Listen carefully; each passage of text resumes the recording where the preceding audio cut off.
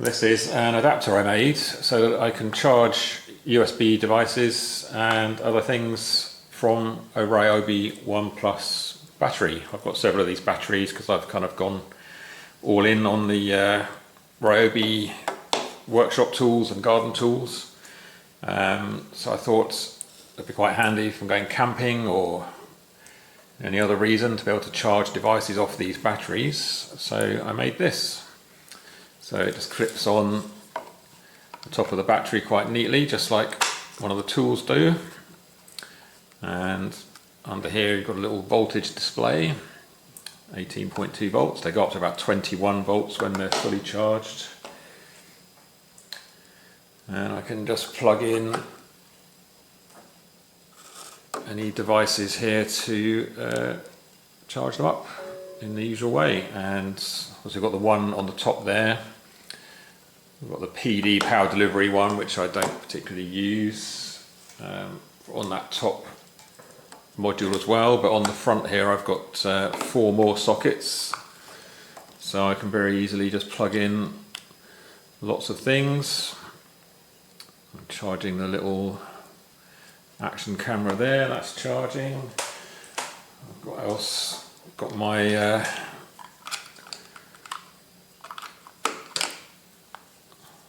smartwatch here, I should be able to charge that as well. I'll plug that in, that starts charging. So it's pretty convenient. So 18.1 volts it's showing on the top there. So it charges them all. They're not fast chargers, but you can just leave those things sitting there and they'll charge quite happily now off the Ryobi battery. So quite a nice little thing.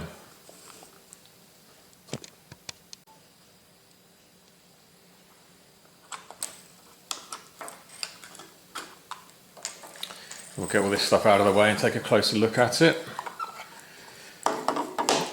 So you can see the main task initially was to just try and model this in the CAD software. So it's a good practice project for me. I'm still quite new to CAD, so to try and take a few measurements off the battery itself.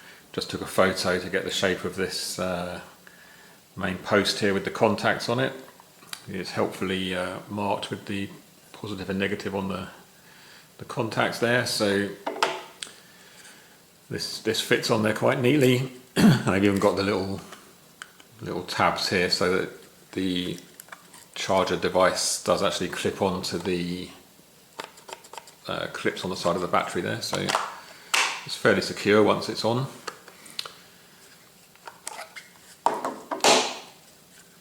The battery contacts I just made out of some quite heavy gauge copper wire. It's from a mains tail, like 100 amp copper cable. I just took one of the strands and made these 2 U-shaped pieces to make the contacts onto the battery.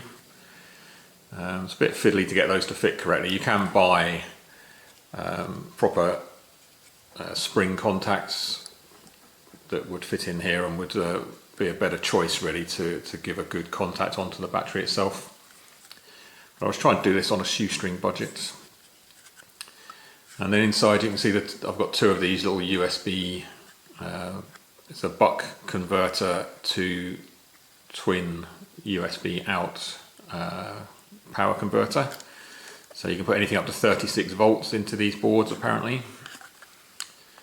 And you get obviously the standard 5 volts out through the USB ports. It says they can handle up an amp each, I think, but they don't. It's only like half an amp each device, so it's not fast charging particularly, but it does the job. And then the main module in the middle here is this black cylindrical thing, is obviously the main one on the top here that's got the voltage display as well, which I thought would be useful, although it's not needed. So really you don't even need these 2 boards on the inside. You could just build the same thing just with this one cylindrical power supply in the top, or even 2 of them. Now what I did find is that when I was when I first was testing this, I plugged something into all 4 of these USB outlets on the front, and these boards get very, very hot very quickly, particularly the inductor here, which is this square component. So I think because it's stepping down from 18 volts right down to 5 volts and at quite relatively high current, or the top end of its design current, the components just aren't really up to it and they got very hot, which is why I then drilled these holes in the side very crudely. So if I was to make this again, I would obviously design some cooling holes into the CAD and reprint it with some slightly neater cooling solution, maybe even a fan on top or something. But probably sourcing some better buck converter boards would be a better bet if you were to make something like this. But I'll put a link to the Onshape CAD files in the description if you want to take that as a starting point, or even just print the same thing. And yes, quite a nice little project to build. Only cost, I think these were like £5 for 2 or something, these 2 boards, and this one here with the voltage display was maybe £8, something like that. So yeah, it wouldn't cost you too much to make this. Cheaper than the Ryobi ONE anyway. Although perhaps a bit more likely to start a fire, but that's what makes life exciting, isn't it? So that's all for today.